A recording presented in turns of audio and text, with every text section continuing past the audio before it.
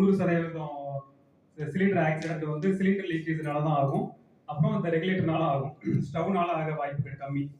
இந்த லீக்கேஜ் நம்ம வீட்டுக்குள்ள இருந்து ஆகும்போது காத்தை விட அந்த கேஸோட எடை அதிகமா இருக்கிறதுனால தர லெவல்ல தான் இருக்கும்.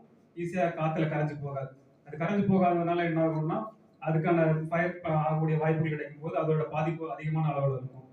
அந்த ஃபயர் வந்து ஒரு 800 டிகிரி இருந்து 1200 டிகிரி வெப்பம் அதிகமாகும் போது சிலிண்டரே வெடிக்க வாய்ப்புகள் இருக்கு. அந்த சிலிண்டர் வெடிக்கும் போது காங்கிரீட் பில்டிங்கே உங்களுக்கு உடஞ்சி வந்துடும். அந்த ப்ராப்ளம் இருக்கக்கூடாதுன்னா நம்ம எல்பிஜி கேஸ் அந்த பைப் லைன் மூலம் பண்ணும்போது சிலிண்டர் வெளியில வந்ததுனால லீக்கேஜ் அந்த மாதிரி ஆகும்போது அது ஈஸியாக காத்துல கரைஞ்சு போயிடும். அப்புறம் உங்களுக்கு வந்து ஸ்டவ்ல ஏதாவது லீக்கேஜ் அந்த மாதிரி இருந்தாலும் நம்ம பைப் லைன் மூலம் சிலிண்டர் வெளியே வச்சாலும் அது ஆட்டோ கட் ஆஃப் ஆகிறதுக்கு ரெகுலேட்டரி சிஸ்டம் எல்லாம் பண்ணி கொடுத்துருக்கோம்.